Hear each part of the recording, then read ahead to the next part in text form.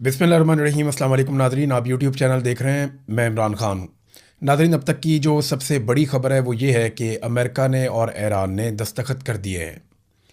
यानी अभी जब आप ये वीडियो देख रहे हैं तो पाकिस्तान में सुबह का वक्त है और यूरोप में लेट नाइट, क्योंकि 4 घंटों का फ़र्क है लगभग।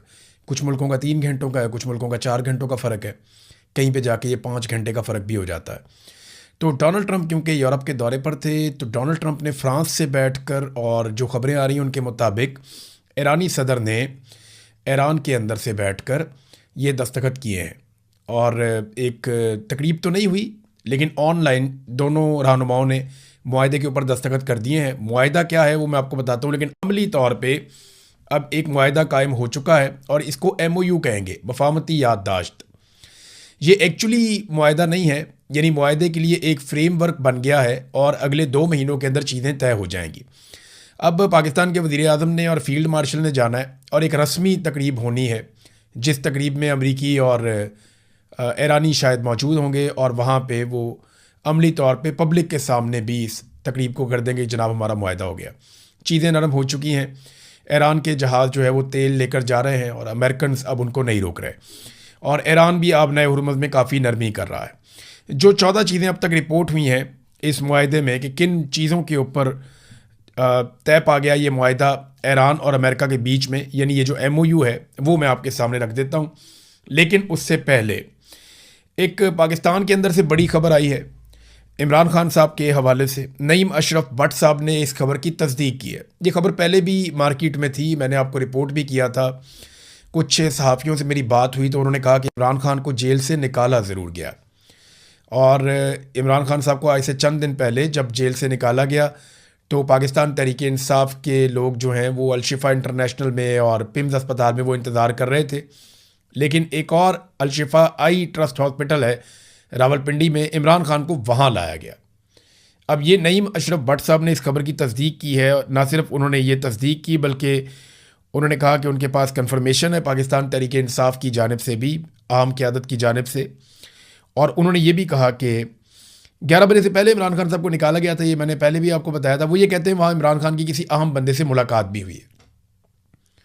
कुछ सोर्सेज ये कहते हैं कि पाकिस्तान तहरीक इंसाफ का भी कोई बंदा मौजूद था, और कुछ खबरें ये भी आ रही हैं कि पाकिस्तान के बाहर से भी चंद लोग पाकिस्तान में इस वक्त मौजूद हैं और वो कोशिश कर रहे हैं कि किसी तरह भी इमरान खान और पाकिस्तान की एस्टेब्लिशमेंट के बीच में कोई ऐसा मुआहदा हो जाए जिससे पाकिस्तान आगे बढ़ सके। देखिए, बात तो इमरान खान साहब को अब करनी पड़ेगी क्योंकि अदालतों में तो इंसाफ है नहीं, और बात एस्टेब्लिशमेंट के साथ ही करनी पड़ेगी। और किन चीज़ों पे बात होनी चाहिए, एक तो पाकिस्तान में दोबारा से एक इलेक्शन होना चाहिए, उसका कोई फ्रेमवर्क आ जाए या कोई इसका टाइम ड्यूरेशन मिल जाए कि इतने अरसे के बाद पाकिस्तान में एक इलेक्शन हो जाएंगे, फ्री एंड फेयर इलेक्शन हो जाएंगे। तो ये इमरान खान साहब की प्रायोरिटी होनी चाहिए, क्योंकि एक नए इलेक्शन से ही पाकिस्तान आगे बढ़ सकता है। जितना गंद पड़ गया है यहाँ पे, आप चाहे कौमी हुकूमत बनाएं, आप कौमी हुकूमत बनाएंगे तो यही सारे MP MNA आप इकट्ठे करेंगे तो कौमी हुकूमत भी किसी काम की नहीं बनेगी। ये सारे फार्म 47 वाले, तो यहाँ पे उन्होंने अजीबोगरीब किस्म के बंदे इकट्ठे किए, को मोहसन नकवी है, को फैसल वाडा है, कोई है, कुछ है, कुछ है, वो अजीबोगरीब किस्म के बंदे एस्टेब्लिशमेंट ने खिचड़ी पकाई हुई है।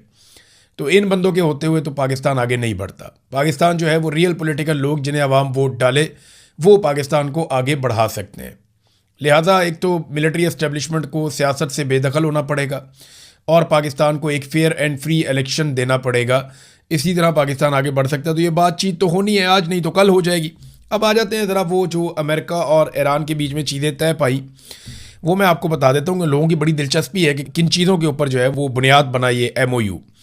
नंबर 1 ये है जंग का फौरी खात्मा। यानी अब ये जंग सिर्फ ईरान और अमेरिका के बीच में ख़त्म नहीं होगी, बल्कि इसराइल भी अटैक नहीं करेगा लबनान के ऊपर, और इसी तरह इसराइल के ऊपर भी वापस अटैक नहीं किया जाएगा। दूसरा, एक दूसरे की आज़ादी का एहतराम करेंगे और सरहदों का एहतराम करेंगे दोनों ममालिक, और एक दूसरे के अंदरूनी मामलात में मुदाखलत नहीं करेंगे। इस चिक का फ़ायदा ईरान को होगा क्योंकि ईरान तो अमेरिका के अंदर मुदाखलत करता ही नहीं है। नंबर 3, हतमी मुआहदे का वक्त। ये बहुत अहम है कि ये मुआहदा हतमी नहीं है, ये एक MOU है और इसे जो है वो पाकिस्तान से मंसूब किया गया है, यानी इस्लामाबाद MOU इसका नाम रखा गया है कि ये मफाहमती याददाश्त इस्लामाबाद में, क्योंकि ये काम शुरू हुआ था तो इसको इस्लामाबाद से मंसूब किया गया है।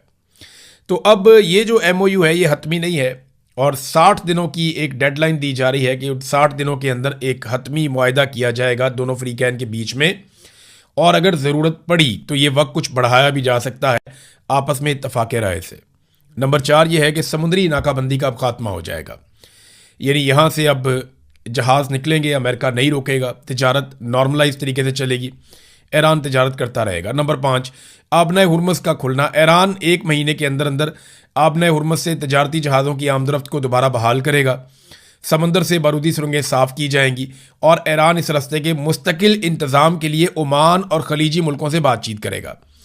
यहाँ पे ये अल्फाज बड़े अच्छे तरीके से चुने गए हैं, लेकिन ईरानी ये कह रहे हैं कि हमें आबना हुर्मुज़ का इंतज़ाम मिल चुका है, जिसमें हम कुछ और मुल्कों से बातचीत ज़रूर करेंगे, लेकिन ओमान और ईरान ज़िम्मेदार होंगे यहाँ से जहाज़ों को गुजारने के लिए, और उसके लिए वो एक फ़ीस भी वसूल करेंगे। इस पर अमेरिका को कोई एतराज़ भी नहीं है। फिर 6वां पॉइंट ईरान के लिए बहुत ही फ़ायदेमंद है कि 300 अरब डॉलर की को माशी इमदाद का जिक्र किया जा रहा है। अमेरिका अपने साथी मुल्कों के साथ मिलकर ईरान की मईशत को दोबारा खड़ा करने के लिए एक प्लान बनाएगा, जिसके तहत ईरान को कम अज़ कम 300 अरब डॉलर की माली इमदाद दी जाएगी। कर्जा नहीं, माली इमदाद का लफ्ज़ इस्तेमाल किया गया। नंबर 7 पाबंदियों का खात्मा, यानी जो पक्का मुआहदा हो जाएगा उसके बाद अमेरिका ईरान के ऊपर जितनी भी पाबंदियाँ लगी हैं वो ख़त्म कर देगा। इसमें अक़वाम मुत्तहिदा और आलमी जोहरी इदारे की पाबंदियाँ भी शामिल होंगी जो ख़त्म हो जाएंगी। नंबर 8 एटमी प्रोग्राम का फ़ैसला, ईरान ने दोबारा यकीन दहानी करवाई है कि वो कभी भी एटमी हथियार नहीं बनाएगा। ईरान की ज़रूरत के मुताबिक पुरअमन मकासद के लिए एटमी मवाद के इस्तेमाल का फ़ैसला किया गया है और हतमी मुआहदे में इसको आगे बढ़ा दिया जाएगा। मामले का मसला ये है कि ईरान ने यूरेनियम को ज़्यादा अफसुदा कर दिया था। अगर वो इससे और ज़्यादा यूरेनियम को अफसुदा कर देता है तो वो मवाद तैयार हो जाएगा जो एटम बम चलाने के लिए दरकार होता है। तो ईरान चंद हफ्ते दूर था अपने टारगेट से। उसके बाद सेंट्रीफ्यूजेस भी हैं, सिस्टम सारा है, वो ये कर सकता था। तो लेकिन आयतुल्लाह अली खामनई ने मना कर दिया था और उन्होंने फतवा दे दिया था। फिर ईरान ने ये काम मुकम्मल नहीं किया। तो अब ईरान जो है वो अपनी यूरेनियम को वापस पहले वाली हालत में लेकर आएगा। ये जो 440 किलोग्राम यूरेनियम है, बहुत कहा गया कि अमेरिका के हवाले की जाए, ईरान से बाहर मुंतकिल की जाए, लेकिन ईरान ने यह माना नहीं। अब जो खबरें आ रही हैं वो ये हैं कि इस यूरेनियम की जो अफसूदगी है उसको कम करेगा ईरान और उसको वापस एक लेवल पे लेकर आएगा। वो गालिबन 3.67% की लेवल होती है, वहाँ पे इसको लाया जाएगा। अच्छा, 9वां ये है कि मौजूदा सूरत हाल को बरकरार रखा जाएगा, यानी ये जो स्टेटस को है ये बरकरार रहेगा। ईरान अपने एटमी प्रोग्राम को जहाँ है वहीं रोक देगा, इससे आगे नहीं बढ़ेगा। अमेरिका ईरान पर कोई नई पाबंदी नहीं लगाएगा और ना ही खित्ते में अपनी फ़ौज को बढ़ाएगा। नंबर 10 ईरान को तेल बेचने की इजाज़त मिल गई। ये बहुत अच्छी एक डेवलपमेंट है। वो पेट्रोकेमिकल की अशिया, तेल और बाकी चीज़ें वो बेच सकता है और उसके ऊपर कोई रुकावट नहीं लगाई जाएगी। नंबर 11 मुंजमद असासे जो है ईरान के या पैसे हैं वो उनको वापस मिलेंगे। अमेरिका ईरान के रोके गए या मुंजमद किए गए तमाम पैसे और असासे बहाल करेगा। ये बहुत ज़्यादा पैसा है, अरबों डॉलर है।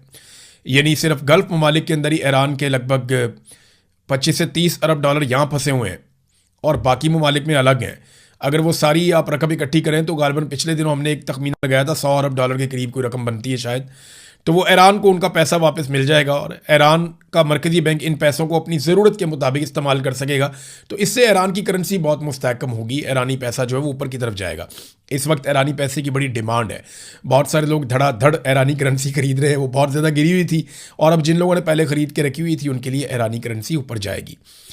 नंबर 12 ये है निगरानी का एक निज़ाम, यानी दोनों मुल्क मिलकर एक टीम या निज़ाम बनाएंगे जो इस बात पर नज़र रखेगी कि दोनों तरफ से मुआहदे की तमाम बातों पर सही तरह अमल हो रहा है या नहीं हो रहा। नंबर 13 अगले मरहले के मुज़ाकरात, यानी जैसे ही तेल बेचने, पैसे मिलने और समंदरी रास्ते खुलने का काम शुरू हो जाएगा, दोनों ममालिक पक्के और हतमी मुआहदे की बाकी रह जाने वाले निकात पे बाकायदा बातचीत शुरू कर देंगे और ये मामला आगे बढ़ जाएगा। नंबर 14 अक़वाम मुत्तहिदा की मंजूरी, यानी जो कुछ भी ये दोनों ममालिक करेंगे या इनका मुआहदा होगा सलामती कौंसिल से उसे मंजूर करवाया जाएगा ताकि ये एक आलमी सतह का मुआहदा बन जाए। तो जनाब ये है वो नुकात जो इस MOU के अंदर दस्तखत हुए अब तक की इत्तला के मुताबिक, जबकि अमेरिकन का कहना है कि नहीं कुछ और चीज़ें भी हैं। ईरान जो दावे करता है वो थोड़े और तरह के हैं, जो दावे अमेरिका करता है वो और तरह के हैं। तो अपनी अपनी शिकों को ज़्यादा हाईलाइट कर रहे हैं। ये तो मैंने आपको बहुत मुख्तसर बताया। ये एक एक पॉइंट जो मैंने आपको बताया इसके आगे पूरे पूरे सफ़े हैं, यानी बहुत लंबी चौड़ी डिटेल होगी। पब्लिक तो वो डिटेल नहीं की जाएगी, लेकिन जब वो मुज़ाकरात करते हैं तो बहुत सारा काम इसके अंदर किया जाता है। तो वो अपने अपने मफाद और अपने अपने फ़ायदे की बात सामने रख रहे हैं। अमेरिकन बता रहे हैं अपने फ़ायदे की बात, ईरानी बता रहे हैं अपने फ़ायदे की बात कि हम जीत गए हैं। लेकिन बिलाखिर इसमें जो है वो अगर अमन जीत जाता है तो ये सबसे अच्छी बात है। दुनिया एक बड़ी जंग से बच सकती है। दुनिया के अंदर एक तबाही जो हो रही थी, जो माशी तबाही हो रही थी, उससे बचत हो सकती है और अमेरिका को ख़ास तौर पे एक फेस सेविंग मिल सकती है, क्योंकि ये जंग अमेरिका को बहुत भारी पड़ी है। अमेरिकन के पसीने छूटे हैं इस रीजन में, ये हम सब जानते हैं।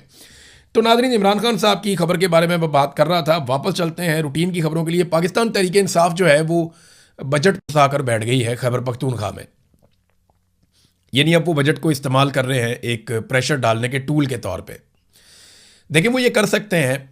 पॉलिटिकल लोग जो होते हैं वो अपने मूव्स को और अपने कामों को, अपनी एक्टिविटीज़ को वो प्रेशर के लिए इस्तेमाल करते हैं। ये उनके पास एक इख्तियार है, उसको वो इस्तेमाल कर रहे हैं। लेकिन एक तरफ से ये कमज़ोरी भी ज़ाहिर कर रहा है कि इतनी बड़ी पॉलिटिकल पार्टी, इतना बड़ा लीडर, इतनी ज़्यादा मकबूलियत, और वो सिर्फ एक बजट को हथियार के तौर पे इस्तेमाल कर रहे हैं। यानी इनको तो एक तहरीक खड़ी करनी थी, इमरान खान के बकौल स्ट्रीट मूवमेंट करनी थी। इमरान खान साहब ने तो अपनी, जब दूसरा साल उनका मुकम्मल हो रहा था कैद का, तब उन्होंने तहरीक चलाने का कह दिया था और ये कहा था कि फ़ैसला जो है वो अल्लामा राजा नासिर अब्बास और महमूद अचकज़ई वगैरह करेंगे। फिर इमरान खान साहब की मुलाकातें बंद हो जाती हैं। अब कई महीने हो गए हैं, कोई इमरान खान साहब से मिला ही नहीं, कोई मुलाकात ही नहीं हुई। तो इस सूरत हाल में ये खबरें भी आ रही हैं कि शायद उनकी किसी से मुलाकात करवाई गई है। अब ये खबर भी कंफर्म नहीं की जा सकती, क्योंकि इतना तो कंफर्म है कि इमरान खान साहब को जेल से बाहर निकाला गया था, ये हमने आपको बता दिया था। दूसरी खबर आती है कि उनको एक रावलपिंडी के आई हॉस्पिटल में लाया गया, जहाँ कुछ चेकअप के अलावा उनकी कुछ मुलाकात भी करवाई गई। तो अभी हम कुछ कह नहीं सकते किससे मुलाकात करवाई, कैसे मुलाकात करवाई है, बाकी चीज़ें नहीं हैं। लेकिन तहरीक इंसाफ की ये कमज़ोरी ज़ाहिर होती है। अगर वो आवाम को मुतहर्रिक करते तो उन्हें इस तरह के हथकंडे ना करने पड़ते कि हम बजट नहीं देंगे, हम तब तक नहीं करेंगे जब तक कि इमरान खान से मुलाकात नहीं करते। इससे बड़ी कमज़ोरी उनकी साबित हो रही है। इमरान खान साहब के 2 केसेस आज लगे हुए हैं। एक सुप्रीम कोर्ट में 2 केसेस हैं और इस्लामाबाद हाई कोर्ट में भी इमरान खान साहब का केस लगा हुआ है। मैं इसकी तफसीलात आपको बता देता हूँ।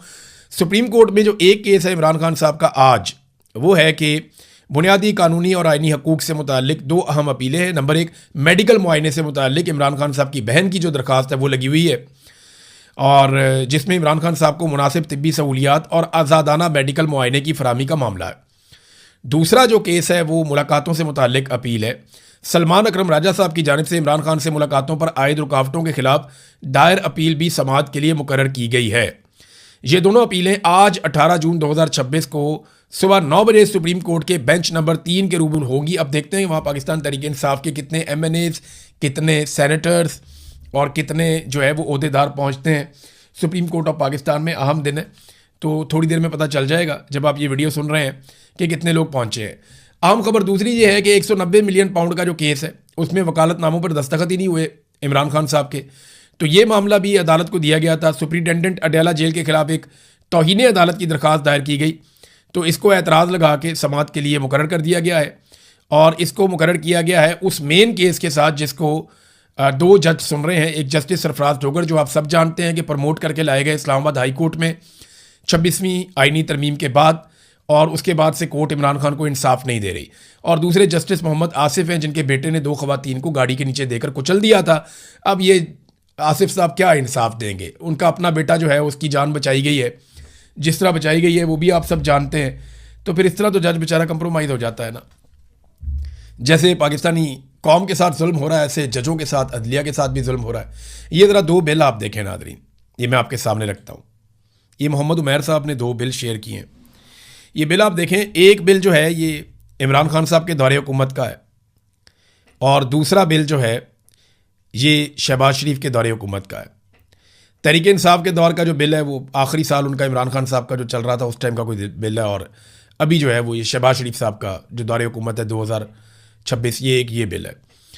अच्छा, एक बिल आप ये देखें कि जो पहला बिल है उसमें 286 यूनिट बिजली इस्तेमाल की गई है और 11 रुपये का यूनिट पड़ा है, और 3175 रुपये बिल आया था। यानी 300 यूनिट से कम बिजली इस्तेमाल हुई, 286 यूनिट, और 11 रुपये यूनिट पड़ा था। अब 219 यूनिट का बिल है ये दूसरा जो आपको मैं दिखा रहा हूँ, और 49 रुपये का यूनिट पड़ा है, और बिल आया है 10,749 रुपये। यानी इसमें 65 यूनिट, 65 नहीं बल्कि 66-67 यूनिट जो है वो बिल ज़्यादा इस्तेमाल की गई थी बिजली इमरान खान के दौर में। तो इमरान खान के दौर में ज़्यादा यूनिट के ऊपर जो बिजली का बिल आया वो 11 रुपये था, और आज कम यूनिट के ऊपर जो बिजली का बिल आया वो 49 रुपये है। 4 गुना से भी ज़्यादा आपकी बिजली की कीमत बढ़ गई है, और ये पाकिस्तान के साथ किया गया। और इस जुल्म और ज़्यादती के खिलाफ पाकिस्तानी कौम को खड़े होना चाहिए, बल्कि अपोजिशन को आवाज़ उठानी चाहिए थी। लेकिन बदकिस्मती ये है कि अपोजिशन आवाज़ उठा नहीं रही। अपोजिशन को खुद से आवाज़ उठानी चाहिए थी, लेकिन अपोजिशन आवाम के लिए आवाज़ नहीं उठा रही। ना किसानों के लिए आवाज़ उठाई, ना मेहनत कशों के लिए आवाज़ उठाई, ना तनख्वाहदार तबके के लिए आवाज़ उठाई। अपोजिशन ने अमली तौर पे किसी किस्म का कोई एहतजाज नहीं किया। नाज़रीन, पाकिस्तान की जो हुक्मरान है इनका तकिया तो डोनाल्ड ट्रंप पे है कि डोनाल्ड ट्रंप इनकी तारीफ़ करता है, इनके वारे न्यारे हो जाते हैं। हालांकि पाकिस्तान के अंदर इन्होंने मईशत बर्बाद कर दी, अमन व अमान बर्बाद कर दिया, पाकिस्तान के अंदर लॉ एंड ऑर्डर ख़राब कर दिया, पाकिस्तान छोड़ छोड़ के जा रहे हैं। मनी लॉन्ड्रिंग 100 अरब डॉलर की हुई है बकौल पाकिस्तान के जो वज़ीर दाखिला हैं उनके बकौल। यानी पाकिस्तान में कोई एक भी कामयाबी पाकिस्तान के हुक्मरानों ने हासिल नहीं की। इनका ले दे के एक ही बात होती है कि इंडिया से डोनाल्ड ट्रंप खुश नहीं है और हमसे डोनाल्ड ट्रंप खुश है, लिहाजा जनाब हमारे वारे न्यारे हैं। ऐसा नहीं है। डोनाल्ड ट्रंप जो है ना वो सबको काका देता है। ये पंजाबी की एक कहावत है, जड़ा आना उन्होंने काका ही देना है। मैंने पहली दफ़ा ये कहावत एक पॉलिटिकल आदमी के मुंह से सुनी थी। उसने कहा साढ़े को जो भी आएगा असी उन्होंने काका दे के तोड़ने हैं। तो तब मैंने ज़रा इसको स्टडी किया था ये क्या होता है। जो भी आए उसको अच्छी बात करके भेजो, लोगों को नाराज़ ना करो, लोगों को राज़ी करो, सबको चक्कर दे के रखो।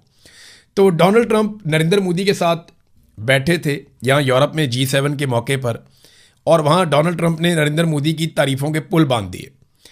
उन्होंने कहा जी अमेरिका और भारत के दरमियान बहुत सी चीज़ें हो रही हैं, मोदी तवील अरसे से मेरे दोस्त हैं, हमारे दरमियान हमेशा बेहतरीन ताल्लुकात रहे हैं, आपके साथ होना बहुत अच्छा लगता है, आपका बहुत बहुत शुक्रिया। अगर इन पर हमला हुआ तो हम उनकी मदद के लिए वहाँ मौजूद होंगे। यानी अगर इंडिया के ऊपर हमला होता है, यानी दिफा के नुक्ता नज़र से जब एक सवाल किया गया तो डोनाल्ड ट्रंप ने कहा कि अगर इंडिया पर अटैक होता है तो हम इंडिया के साथ खड़े होंगे। पाकिस्तान के लिए ज़रा परेशानी की बात है ये। और अगर कोई इस शख्स पर हमला करता है तो वहाँ हम मदद के लिए मौजूद होंगे। कोई नया लीडर आ जाए तो अलग बात है, फिर देखेंगे, कुछ नहीं कह सकता। हमारे बेहतरीन ताल्लुकात हैं, हम इससे ज़्यादा करीब और नहीं हो सकते जितने हम करीब हैं। यानी मैक्सिमम करीब इंडिया के हम हो चुके हैं। जैसा कि आपने कहा हम और भी करीब हो सकते हैं, वो भी और मैं भी और हमारी कौमें भी, लेकिन ये वाकई हम दोनों से शुरू होता है। रिपोर्टर ने पूछा कि आप अमेरिका भारत तिजारती मुआहदे के कितने करीब हैं। तो इस पे डोनाल्ड ट्रंप ने कहा कि मोदी एक बहुत सख्त ही मुज़ाकरातकार हैं। वो देखने में इंतहाई खूबसूरत इंसान है, वो बहुत अच्छे लगते हैं, वो एक फरिश्ते की तरह है, लेकिन दर हकीकत वो एक कातिल की तरह सख्त है, वो एक किलर हैं। लेकिन वो दिखते इतने अच्छे हैं कि आपको हैरान कर देते हैं।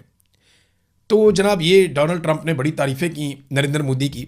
और एक बात तो डोनाल्ड ट्रंप अपने मुंह से कह गया कि नरेंद्र मोदी ने अपने कौमी मफाद के ऊपर समझौता नहीं किया। यानी जो मुज़ाकरात उन्होंने अमेरिका के साथ किए ट्रेड डील के हवाले से, वो बड़े सख्त मुज़ाकरातकार साबित हुए। यानी उन्हें किलर कह के मुखातिब किया डोनाल्ड ट्रंप ने कि वो हमारी शराइत के ऊपर नहीं आ रहा। देखें, इंडिया एक बहुत बड़ी मार्केट है, अमेरिका उसको कभी भी खोना नहीं चाहेगा।